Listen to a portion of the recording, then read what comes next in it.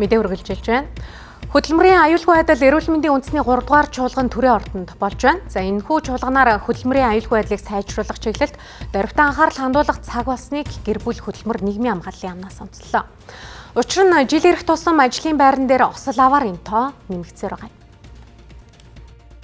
За Монгол улсад 2024 онд үйлдвэрлэлийн осол хурц хордлогод 809 хүн өртсөн байна. Энэ нь өмнөх оноос 2 дахин өссөн үзүүлэлт юм байна. Иймээс ч хөдөлмөрийн аюулгүй байдлыг хангуулахад дорвитой анхаарал хандуулах шаардлага тулгараад байна.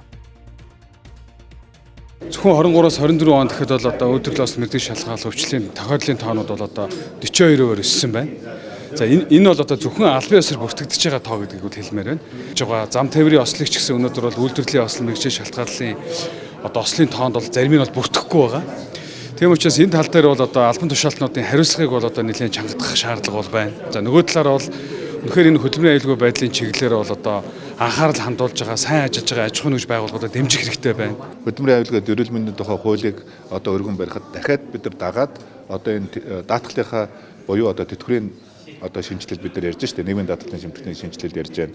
За үйлдвэрлэлийн осол мэргэжлийн шалтгааллах өвчний даатгал ярьж байна. Ажилгүйдлийн даатгалын тогтолцооны шинжилэл ярьж байна. Тэгэхээр өнөөдөр Монгол улсад даатгал гэж байгаад иргэдээсээ шимтгэл авж байгаа, аж ахуйн нэгжээс шимтгэл авж байгаа бол тэр осол гарсан, эрсдэл гарсан тохиолдолд бол тэр даатгал 100% тэр эрсдлийг одоо хамгаалдаг байх хэрэгтэй тийм. Энэ хуулийн ажлын хэсгийг бас одоо ахалж ажиллаж байгаагийн хувьд бол энэ хөдөлмөрийн аюулгүй байдал эрүүл ахуйн асуудлыг хүний амнаас эрүүл мэндтэй цусаар бичигддэг, хүний амнасаар бичигддэг энэ хуулийг бол маш илүү хариуцлагатай шин төвшөнд гаргаж ажиллана гэж одоо бодож байгаа.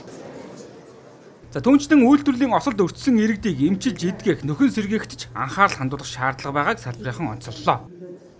Тэгэхээр энийг бол бид журмын одоо эрүүл мэндийн сайдын шалгал баталсан болон одоо гэр бүл хөдөлмөрийн Монголын сайдын шалгал баталсан журмуудаар зохицуулахар ажлуудыг бол төлөвлөлөөд хэрэгжүүлээ явж байгаа. Зөв шийдвэр бодлогыг гаргах нь хамгийн чухал. Энээс хойш бид нар дахиад хойшлуулах хугацаа байхгүй. Одоо олон хүний амнасаар тоглох бид нар хугацаа байхгүй үлдээгүй. Бид нар зөвхөн монголчууд, зөвхөн хүн нь ажил хөдөлмөрийг эрхэлж байгаа. За энэ хөдөлмөрийн аюулгүй байдлыг сайжруулах, осол гэмтэл өртсөн хүмүүсийг нөхөн сэргээх чиглэлд оновчтой цогц бодлого явуулах ёстой гэж үзэж байна. Энэ хүрээнд ч тогтолцооны шинжилгээг гэр бүл хөдөлмөр нийгмийн хамгааллын яамнаас эхлүүлээд байна.